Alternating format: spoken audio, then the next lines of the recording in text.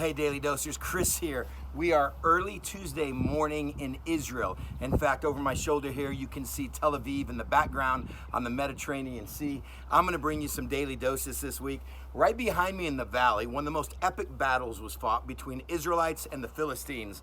And I want to read you from 1 Samuel chapter 4. So if you got a Bible, go ahead. 1 Samuel chapter 4. Hit the pause button. Welcome to Israel. We're going to do stories from right where they happen. This is going to be fun. 1 Samuel chapter 4 says, "Now Samuel's word came to all of Israel, and the Israelites went out to fight against the Philistines. The Israelites camped at Ebenezer, and the Philistines at Aphek. And the Philistines deployed their forces to meet Israel. And as the battle spread, Israel was defeated by the Philistines, who killed 4,000 of them on the battlefield.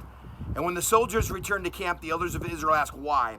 Why did the Lord bring defeat upon us today before the Philistines? Let us bring the ark of the Lord's covenant from Shiloh, so that it may go with us and save us from the hands of our enemies.'"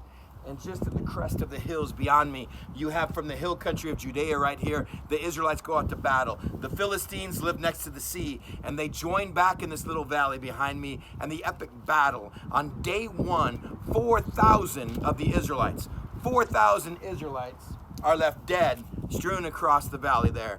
And when the leadership comes back to camp, they ask themselves why. Why did the Lord bring defeat upon us? Isn't that what we do as Christians? Something's going to happen. We get in tough relationally, tough financially, tough medically, tough health-wise, tough company-wise, tough whatever. We get into a jam and we ask God, why? Why are you against us? You're the God that promised in this land, the children of Israel, you promised Abraham, I will bless those who bless you. I will curse those who cursed you. God, I don't know if you know this or not, but we lost 4,000 today. That's a pretty big curse. And so the leaders say, go get the ark of God. And they go to the city of Shiloh. It's off in this direction.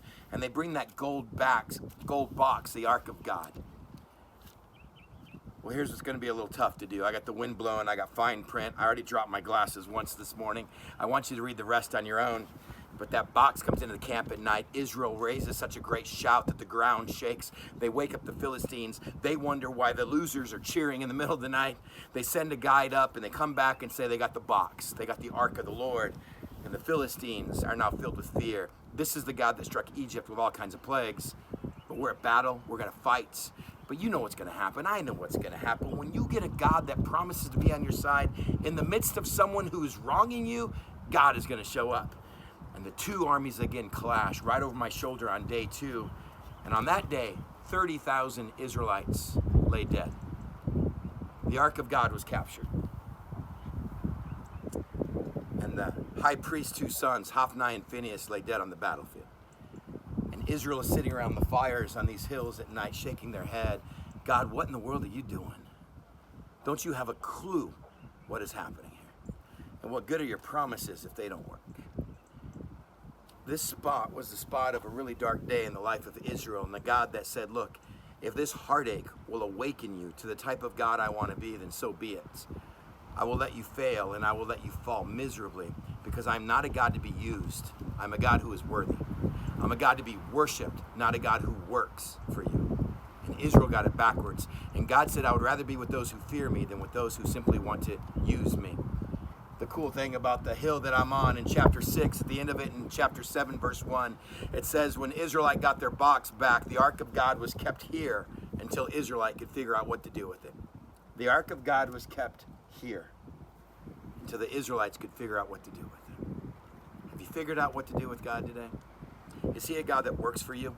Is he a God to be used? Is he some magic genie, some God of a box that you stroke 3 times and you give your wishes and it's supposed to come through? Read 1 Samuel 2 and 3 and you'll find out their morality, their sexuality, their ethics of Israel was no different than the world around them. And God said, what were you ever doing in the battle without me in the first place? I'm sorry, Israel. If you think I'm a God that works for you, this will be a dark day. I'm sorry, Christians. If you think God is here to serve you in times of need instead of a God to be worshiped daily, then this may be a dark day. Lesson from day 1 from Israel. Keep joining us this week.